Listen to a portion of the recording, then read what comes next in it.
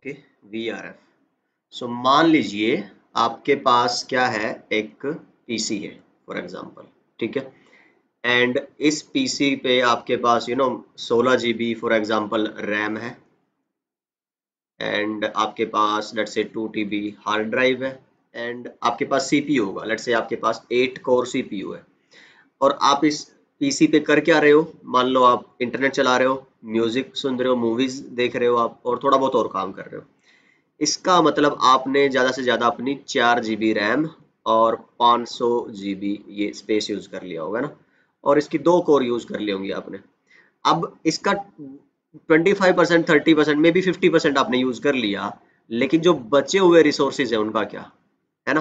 पहला example, first मतलब कि डिपेंडेंसी। दूसरा क्या है, अब आपको मान लो इस पे आप यूज़ कर रहे थे विंडोज़ 11, पर आपको लिनक्स भी चलाना है ना।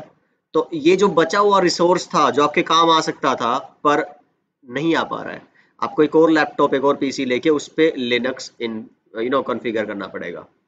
सो आप समझ रहे होंगे कि मैं कहाँ जाना चाह रहा हूँ इस डिस्कशन के साथ, कि इट वुड बी बेटर कि यहाँ पे मैं यूज कर लूँ something like VMware work station, है ना। उससे क्या होगा, आप वर्चुअलाइजेशन इनेबल कर पाएंगे, वर्चुअलाइजेशन ठीक है। और उससे क्या होगा, आपने इसके रिसोर्सेज को दो हिस्सों में डिवाइड करवा दिया। ज्यादा भी करवा सकते हो, but let's take example of 2। Windows 11 था, आपने एक और क्या कर दिया, अभी फिलहाल लिनक्स भी कर दिया। मान लो उबुंटू आपने इंस्टॉल कर दिया, तो उबुंटू को आपने दे दी 8 GB रैम, और लेट्स से 1 TB आपका हार्ड ड्राइव का स्पेस, और 4 आपने कोर दे दी। ठीक है जी। सो यहां से आप बेटर यूटिलाइज कर रहे हो अपने हार्डवेयर को, दैट्स इट। और आपको अलग एक नीड के लिए, अलग ओएस के लिए अलग हार्डवेयर की जरूरत नहीं पड़ी। सिमिलर केस आप लेके चलिए स्विचेस के साथ। स्विच सिंगल ब्रॉडकास्ट डोमेन पे काम करते हैं, ठीक है। इस वजह से अगर आपके पास 1000 डिवाइसेस हैं अपने स्विच्ड नेटवर्क में, एंड डिवाइसेस, और उनके अंदर आपको स्विचिंग में कम्युनिकेशन करानी है ना, लेयर 2। तो अगर आप मान लो इस तरह से लेयर 2 स्विचेस को इंटरकनेक्ट करते हो, तो एक बहुत बड़ा ब्रॉडकास्ट डोमेन बन जाता है ना। So you know why we use VLAN, so that you could reduce the broadcast traffic by increasing the number of broadcast domains। तो उसमें भी आप क्या करते हो, यू वर्चुअलाइज योर स्विचेस। तो पहले जो एक सिंगल नेटवर्क, सिंगल VLAN के लिए है ना, सिंगल ब्रॉडकास्ट डोमेन के लिए यूज हो रहा था, अब आप उसको एक से ज्यादा में यूज, मतलब कि इसके जो पोर्ट पहले सारे एक ही VLAN में थे, अब आप उनको मल्टीपल VLANs में वर्चुअलाइज करके डाल सकते हो। ठीक है। इसी तरह से आपका कॉन्सेप्ट आता है VRF का। VRF का कॉन्सेप्ट क्या बोलता है कि भाई जो आपका राउटर है, अब VRF लेयर 3 है, VLANs लेयर 2 थी, तो लेयर 3 पे आप बोलते हो कि भाई आपका जो राउटर है उसकी नॉर्मली एक ही राउटिंग टेबल बनती है, जिसको ग्लोबल राउटिंग टेबल बोला जाता है। ठीक है। तो मान लो इसके अंदर ये इंटरफेस है, इस पे एक सबनेट है, ये इंटरफेस है, इस पे एक सबनेट है, कोई लूपबैक का इंटरफेस है, कोई दूसरे राउटर से जुड़ा है। तो इसकी शो आईपी रूट में देखोगे तो 3 कनेक्टेड इंटरफेस दिखेंगे आपको, 3 ये और एक ये, 4। ठीक है। अब कुछ सिनेरियोज ऐसे आते हैं जहां पे आप चाहते हो कि यार अगर ऐसा हो जाता कि राउटर की जो राउटिंग टेबल है वो सिंगल ना रह के, मान लो एक से ज्यादा बन पाती। कैसे, एक एग्जांपल लेके चलते हैं कि आपका ये जो राउटर है ये ISP का राउटर है, for example this is the ISP router. ठीक है। ISP ने इधर एक कस्टमर को कनेक्शन दिया हुआ है, ठीक है, और एक और कस्टमर को कनेक्शन दे रखा है। तो चलो अगर मैं ये भी ना बोलूँ ना कि भाई वो अलग अलग इंटरफेसेस यूज करेगा और ये सब, नहीं, ठीक है, वो हमने लास्ट वीडियो में बात की थी कि सब इंटरफेसेस और वो सब यूज कर लेगा। तो लेट्स से इन्होंने क्या कर लिया, एक सिंगल लिंक के अंदर एक सब इंटरफेस पहले कस्टमर का बना दिया, एक दूसरे का। लेकिन सोचो कि इस पहले कस्टमर पे भी आईपी आपने 10 के नेटवर्क की डाल रखी है, और दूसरे कस्टमर ने भी आईपी 10 के नेटवर्क की डाल रखी है। समझ गए बात को। अब ये ओवरलैपिंग आईपी एड्रेस स्पेस हो गए, तो राउटर को तो ये लगेगा ना कि एक ही कस्टमर है, तो इसकी राउटिंग टेबल में तो एक ही एंट्री आएगी, तो है आफत की बात। इस केस में क्या करना पड़ेगा उनको, फिर ISP का राउटर 1 जो कस्टमर 1 के लिए था, और एक ISP का राउटर 2 जो इनको कस्टमर 2 के लिए लगाना पड़ेगा। तो अब मजबूरी है, ठीक है। लेकिन जो वीआरएफ का कॉन्सेप्ट है वो क्या बोलता है कि भाई आप ऐसा मत करो, ये काम नहीं, टेंशन ना लो, आप सब इंटरफेस बनाओ और इसी के अंदर फिर एक VRF इंस्टेंसेस क्रिएट कर दो। VRF इंस्टेंस, मान लो आपने पहला VRF इंस्टेंस बना दिया कस्टमर 1 के लिए, ठीक है। तो जो पहला सब इंटरफेस है वो आप किसको असाइन करवा दोगे, पहले VRF को। और एक और VRF इंस्टेंस बना दिया आपने कस्टमर 2 के लिए, तो वो सब इंटरफेस आप किसको असाइन करवा दोगे, आपके दूसरे VRF को। उसके बाद अगर आप ध्यान से देखेंगे तो शो आईपी रूट जब करोगे यहां पे आपको नहीं दिखेगा कुछ भी, लेकिन शो आईपी रूट पहला VRF कस्टमर 1 करोगे 10.0.0.0 दिखेगा। फिर शो आईपी रूट दूसरा VRF कस्टमर 2 करोगे, इसके अंदर भी 10 दिखेगा और कोई ओवरलैपिंग नहीं है, कोई टेंशन नहीं है, सब कुछ नॉर्मली स्मूथली कर पाओगे आप। तो इस तरह की एप्लीकेशन में VRF is a life saver, ठीक है। तो सर्विस प्रोवाइडर जो नेटवर्क्स है वहां पे एक लाइफ सेवियर है। दूसरा जो आपके MPLS डिप्लॉयमेंट है वहां पे, क्योंकि MPLS में देखो यार प्राइवेट कनेक्शंस है, तो प्राइवेट में तो ऑब्वियसली तीन ही नेटवर्क की रेंज है ना आपके पास, एक 10 की है, एक 172 16 से 31 तक है, एक 190, तो ऑब्वियसली ओवरलैप होंगी। तो ये एक बहुत बड़ी टेंशन की बात थी जिसके लिए VRF वाज काइंड ऑफ, क्या बोलते हो उसको, है ना, सेवियर ही है, और तो कोई वर्ड ऐसा ध्यान में नहीं आ रहा हमें, है ना। चलो, तो एक ये बात हो। अच्छा, दूसरा और क्या हो सकता है कि चलो जो VRF है वो तो यूज हो गया, पर this is not the topic for our videos, है ना। हम बात कर रहे हैं VRF लाइट की। अब VRF तो हो गया जहाँ पे MPLS और वो सब डिप्लॉयमेंट यूज हो रहे हैं, मल्टीपल कस्टमर्स हैं, उनके लिए आपको मल्टीपल VPNs बनाने हैं। तो कॉमन राउटर के अंदर मल्टीपल VPN आप same overlapping IP address space पे भी यूज कर सकते हो, कोई प्रॉब्लम नहीं है। समझ में नहीं आ रही है बातें तो MPLS पहले एक बार देख लीजिए, फिर आपको ये ज्यादा सेंस बनेगी इसकी। लेकिन मैं बोलता हूँ कि सिर्फ वही यूज नहीं है VRF का, VRF लाइट भी एक आपका कॉन्सेप्ट आता है। VRF लाइट होता है जिसमें MPLS की MPBGP की बात नहीं करते, हम सिर्फ VRF की बात करते हैं। तो उसमें क्या एप्लीकेशन है, मान लीजिए ये आपका एक डेटा सेंटर है, ठीक है।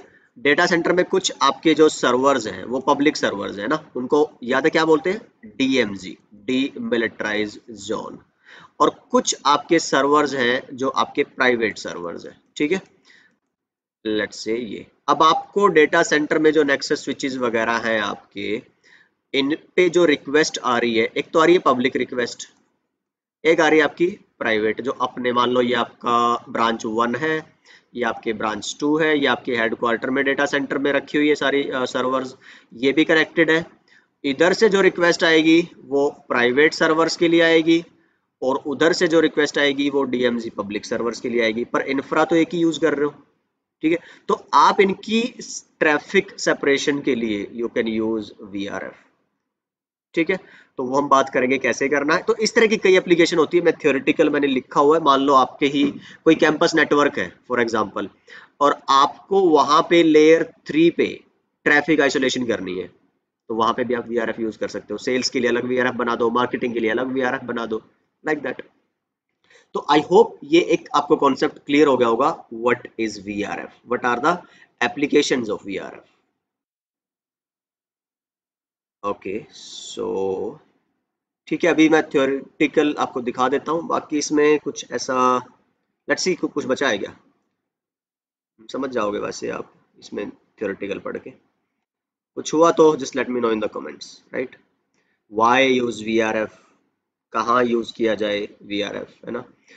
पे for you to configure multiple routing instances on your layer 3 devices. तो स्पेशल जो इसका यूज केस सिनेरियो है that is for overlapping IP addresses, right. Then why use VRF, again मैंने जो आपको बताया था अभी सर्विस प्रोवाइडर का एग्जांपल देके कि भाई विदाउट VRF अगर आप करने लगोगे तो आपको अलग इंफ्रास्ट्रक्चर देना पड़ेगा अलग अलग कस्टमर्स के लिए, है ना, if they are using the same IP space.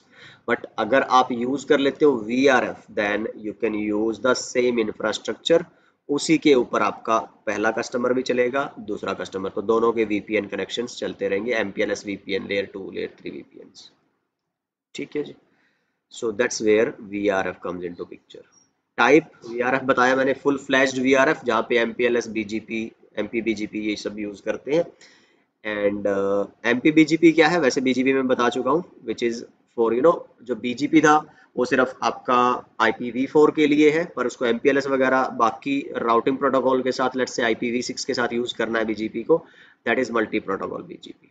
तो एनहांस्ड वर्जन है आपके BGP का। VRF लाइट कौन सा हो गया, जिसमें सिर्फ VRF यूज करते हो, कोई MPLS कोई MPBGP कुछ नहीं है। BPBGP नहीं है, ये MPBGP टाइप है। विद MPLS देख लीजिएगा, विदाउट MPLS VRF लाइट ये देख लीजिएगा। And this is all the theoretical. And VRF और VRF लाइट में क्या फर्क है, ये रूट टारगेट, रूट डिस्टिंग्विशर, ये सब VRF लाइट के अंदर नहीं होता, ये फुल फ्लैश्ड VRF में चलता है। जब VRF की जो L2 L3 MPLS VPN की हम बात करेंगे CCIE के अंदर, तो वहां पे हम RD RT इस सब की बातें करेंगे। स्केलेबल नहीं है जी VRF लाइट, बिकॉज ऑब्वियसली हमने बोला है कि कुछ जो साइटें हैं, कुछ है जो आपका कैंपस एनवायरनमेंट है, डेटा सेंटर एनवायरनमेंट है, या फिर एंटरप्राइज नेटवर्क्स है, वहां पे आप यूज करिए, ठीक है।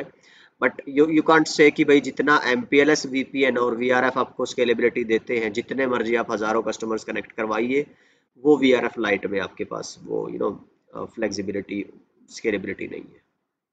तो इसके लिमिटेड यूज केसेस हैं VRF लाइट के। बेनिफिट्स तो क्लियर हो गए होंगे आपको। और VRF वर्सेस VPN, तो VPN आपको पता है एक आपको पब्लिक नेटवर्क पे प्राइवेट कनेक्शन देता है VPN, ठीक है। लेकिन अगर वो एक इंफ्रास्ट्रक्चर पे आपको अलग अलग कस्टमर के VPN चाहिए, तो वो विदाउट VRF पॉसिबल नहीं है। तो VRF यूज करते हो सेम इंफ्रास्ट्रक्चर पे मल्टीपल VPN रन करने के लिए। तो VRF की ये पहली लाइन पढ़ोगे ना, तो ये आपको क्लैरिटी दे देगी कि ये क्या है, ये इनेबल करती है multiple VPN environment to coexist in a router, single router on the same physical infrastructure, ठीक है। तो अलग अलग VPN, अलग अलग कस्टमर बनाने के लिए आपको अलग अलग राउटर्स और अलग अलग कनेक्शंस, लिंक्स नहीं देने, उसी पे चला सकते हो आप सेम पे। बिकॉज आपके पास VRF की कॉन्फ़िगरेशन के बाद क्या होगा, अलग अलग VPN जो है वो अलग अलग VRF को आप मैप करा दोगे, और VPN 1 के लिए आप VRF 1 को अलग एग्जिट इंटरफेस दे दो, और VPN 2 के लिए आप VRF 2 में अलग एग्जिट इंटरफेस दे दो, सेम राउटर पे सेम फिजिकल इंफ्रास्ट्रक्चर पे। So that's where the difference between VRF and VPN। ठीक है, सो आई गेस इस वीडियो में इतना काफ़ी है। हम और अगली वीडियो में बात कर लेंगे VRF लाइट की कॉन्फ़िगरेशन हल्की फुल्की, बेसिकली बस कैसे क्रिएट करना है, कैसे इंटरफेसेस असाइन करने हैं, कैसे राउटिंग टेबल चेक करनी है, और ये और एक एग्जांपल दूंगा कि कैसे ओवरलैपिंग IP एड्रेसेस जो है को एग्जिस्ट कर सकते हैं आपके VRF के अंदर। So I will see you in the next video. अपना ख्याल रखिए, सीखते रहिए, सिखाते रहिए और मस्त रहिए। बाय।